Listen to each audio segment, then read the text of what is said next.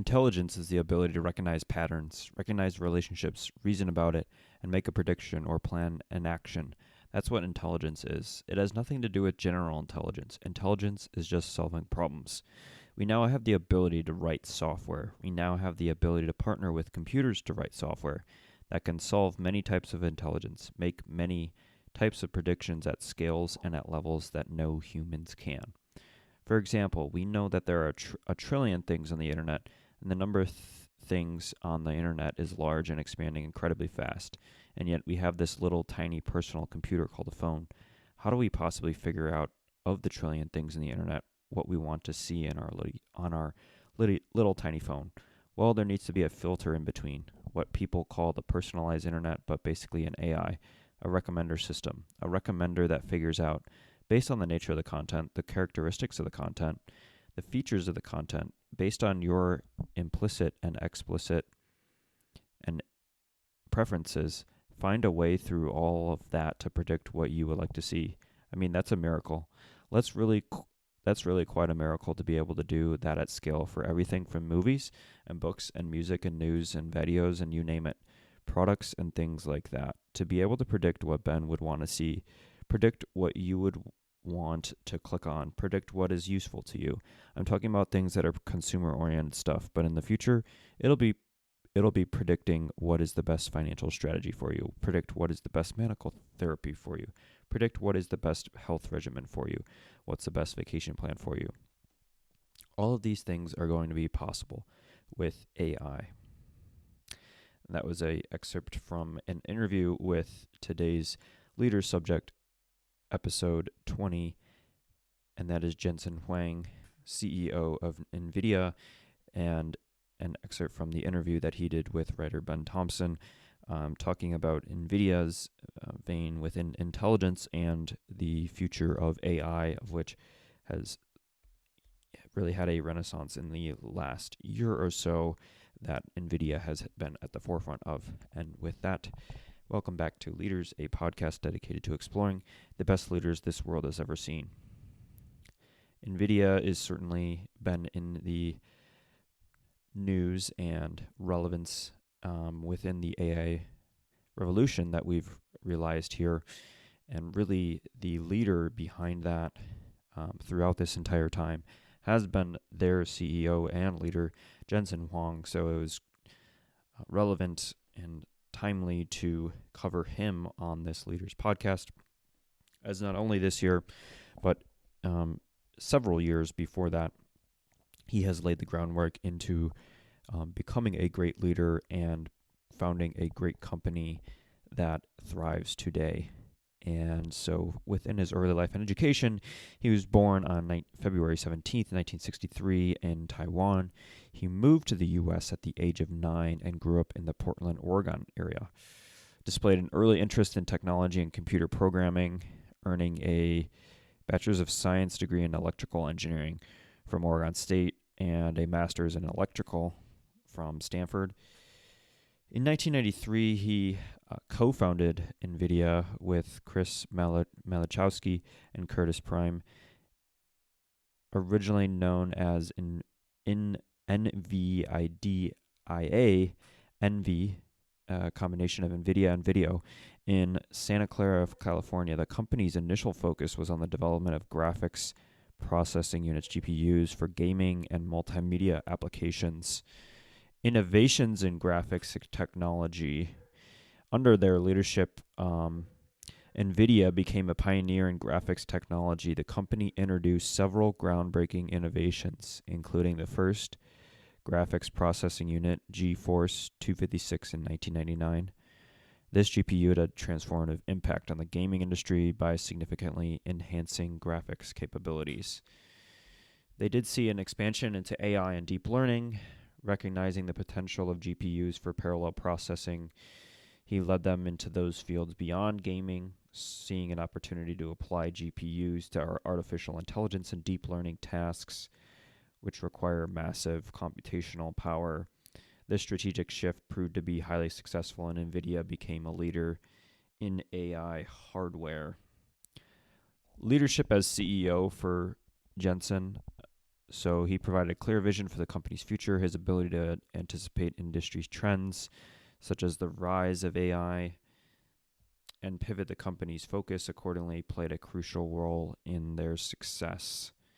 Under his leadership, GPUs were adopted in various industries, including data centers, healthcare, automotive, and more, making the company a driving force in the AI revolution. Nvidia continued to innovate under Huang's guidance, introducing advanced GPU architectures such as Pascal, Volta, Turing, and Ampere. These architectures not only enhanced gaming experiences, but also accelerated scientific research and AI applications. Recognition and impact, finally, before we get into the leadership style of Jensen. So his leadership received widespread recognition. Under his tenure, they became one of the most valuable tech companies globally. Today, Nvidia is a $1.1 trillion company and sixth most valuable in the world. His visionary approach to technology and business strategy solidified their position as a key player in the tech industry. Huang's journey from co-founding the startup to leading a multinational corporation exemplifies the power of innovation, determination, and strategic thinking. His story continues to inspire entrepreneurs and tech enthusiasts around the world. And so let's dive into more of his leadership style that helped him to gain all this fame for his company that he co-founded. And so really let's start with, he's renowned for his unconventional approach. His management methods defy the traditional corporate hierarchy. Instead, he champions empowerment, transparency, and adaptability. And so more recently, he gave a 20-minute interview just on, there was actually a small section of leadership within, I think, a larger interview there, but really the clips on leadership stuck out because they're very different than I think the approach that we've seen and traditional management techniques that we've seen. So like Elon Musk, he thinks of business with first principles and trust intuition with decision making. He kind of says that he has no leadership style. We can probably later on maybe describe some of the main leadership styles and how he may fit into that, some of those forms. But he says he has no leadership style, and instead he just says, it's just me. He strives to be surrounded by amazing people, enabling a small and flat organization with no business units where information travels quickly. He does have 40 direct reports, and this empowers employees and allows for him to have no one-on-ones, gives no really career advice or status reports. Status reports to him are meta information by the time they get to him, so not being too informative. Instead, a top 5 things list is sent via email to him weekly with any learnings, observations, or worthy things to note from employees. He ultimately wants to get to the ground truth of everything. And one striking aspect of his leadership is his stand on career advice. He boldly declares, none of my management team is coming to me for career advice. They already made it. They're doing great. Instead of guiding careers, he instills trust in his team's capabilities, allowing them the autonomy to pave their way while he focuses on other aspects of leadership. There are also no periodic planning meetings, so no 5-year plan, no annual kind of goals. Rather, it's really, he views it as continuous planning. Strategy is not words, it's action. And when he was asked, what is modern leadership? Admitting when you are wrong, changing your mind, and embracing adaptability. He also does talk about a leader and a success of a leader as having a time-long lasting impact. He says the most important thing in life is choosing. Our company chooses projects with one fundamental goal: to build an amazing environment for the best people in the world who want to pursue their life's work. In terms of product planning, he definitely he comes from an engineering background, so his engineer's habit is to fix things.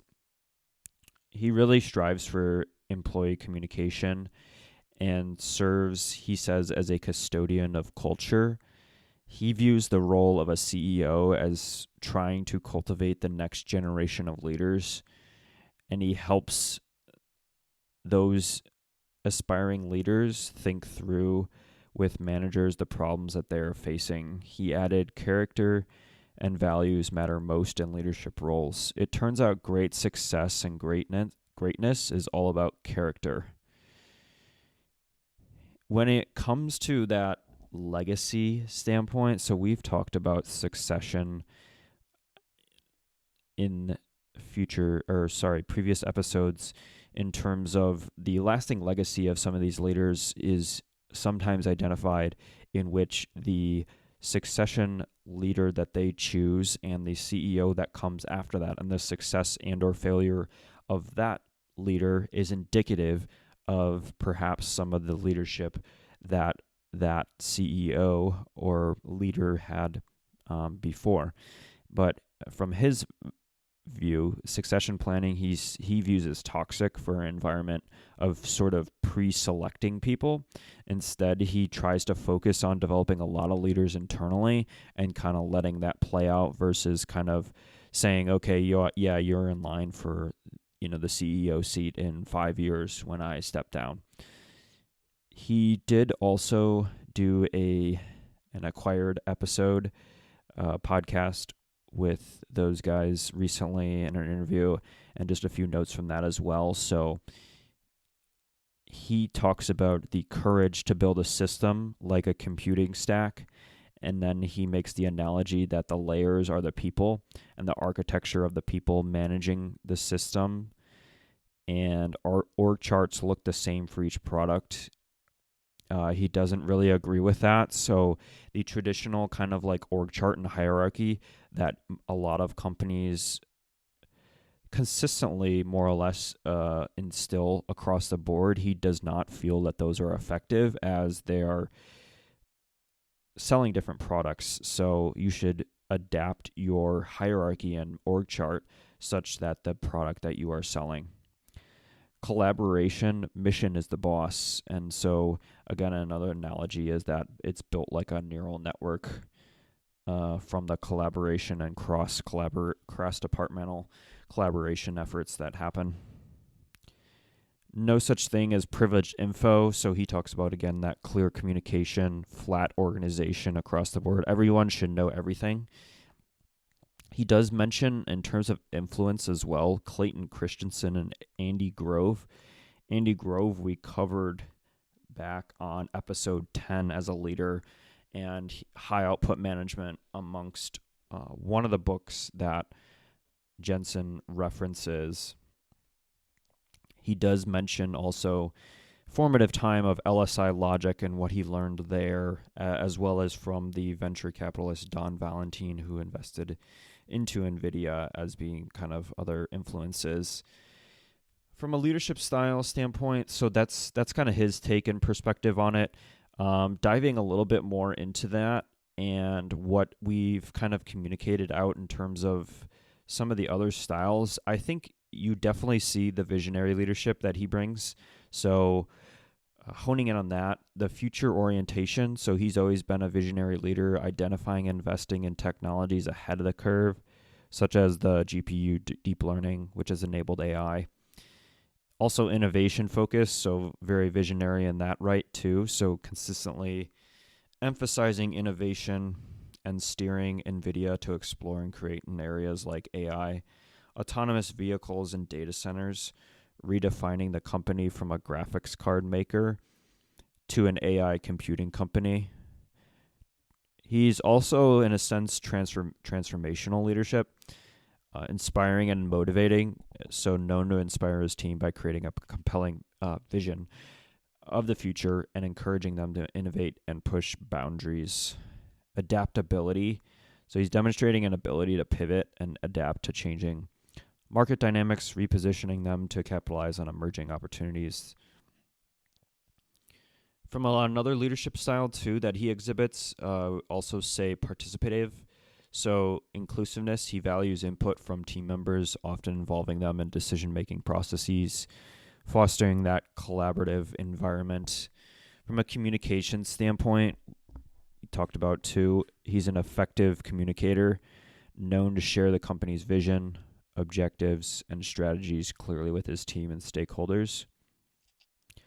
Leading by example, so the passion he shows for technology and innovation is evident and infectious, driving that enthusiasm and commitment from within the organization. Work ethic, so he's known for his tireless work ethic, often being one of the first to arrive and the last to leave, setting a precedent for his team. Emotional intelligence, empathy, so showing understanding and concern for employees, acknowledging their contributions and fostering a positive, inclusive culture. Self-regulation, he's consistently demonstrating stability and composure, navigating through business challenges and making strategic decisions without being swayed by emotion. He also does have strategic leadership, not afraid to take risks, calculated risk, making bold moves. He wanted to position to acquire ARM for future tech ecosystems. He also does have a global perspective, understanding the market and leading them to create products and solutions that address the needs of a diverse and global clientele. So that takes us from his leadership style, his own take on it, as well as just in reading on him what maybe others have thought of him over time as well. And that has not come without some failures along the way that we also wanted to highlight here. So one failure being defective graphics chips. So in 2008, they faced a significant problem when some of their GPUs in laptops were found to be defective. The chips were overheating, causing failures in certain notebook models from various manufacturers. And they took a close to $200 million charge to cover warranty and replacement costs there. Lawsuits, settlements in 2010. So they settled a class action lawsuit in 2010 for $1.7 million, alleging the company that had made false statements about the capabilities of its GPUs. Number 3, mobile market challenges, 2013-14. Initially faced challenges in the mobile market. Its Tegra processors designed for smartphones and tablets struggled to gain significant traction against competitors like Qualcomm and Apple. It does face competition and market changes, so ongoing challenges due to intense competition in the graphics card space, particularly from AMD. Market fluctuations, changing consumer demands, and evolving tech trends can impact their revenue and market share. Crypto market volatility can affect it as well. So the market crash impacted them negatively. So during the boom, their GPUs were in high demand for mining purposes. When the market crashed, demand plummeted, leading to excess inventory and decline in their prices. And then acquisition challenges. So again, that attempt to acquire ARM Limited in 2020. So they announced their intention to do that, ARM being a leading semi and software design company as well. The deal faced significant regulatory scrutiny and challenges due to concerns about market competition and potential antitrust issues. Acquisition never went through, so outcome, again, still remains uncertain as to them being able to do that.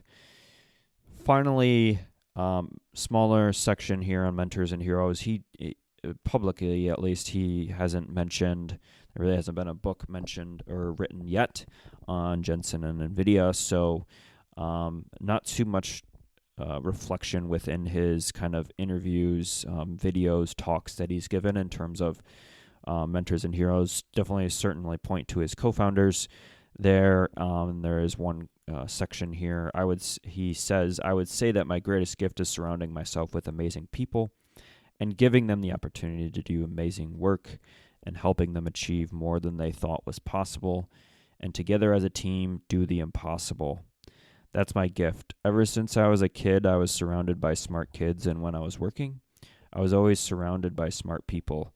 And if not for Chris Wachowski and Curtis Prim, their co-founders, Nvidia wouldn't be here. I carry the torch longer than anybody, but that's just because I'm resilient. Once I get on a road, I can stay on that road for a very, very long time and believe in it for a very long time. I'm just resilient that way. So he does mention the co-founders there, always wants to be surrounded by smart people that influence him in a positive way. He does also mention Morris Chang, who's a founder and former CEO of TSMC. And so I think he was a classmate of his at Stanford. So he does mention him, as well as John Hennessy, who's the Alphabet chairman and former Stanford president. Huang was a former student of Hennessy's, so some influence from his electrical engineering master's degree there as well. And with that, that is the episode and the end here of Jensen Huang.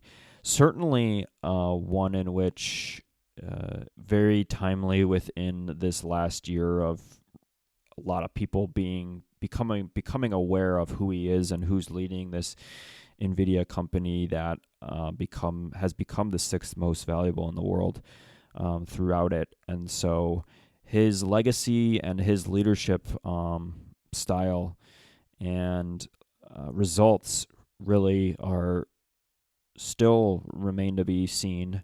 A lot of these leaders were kind of doing a combination of both current living leaders as well as past leaders that have cemented their entire career. So Jensen certainly not done here with the lasting impact that Nvidia will have within how AI is evolving a lot of industries and our time here. So great to reflect on Jensen now, and certainly, foresee maybe he's a future episode a few years down the road when this plays out a little more to see how that leadership style translates into results for Nvidia. So again, episode 20, Jensen Huang, and hope to see you soon back here for episode 21 soon. Thanks.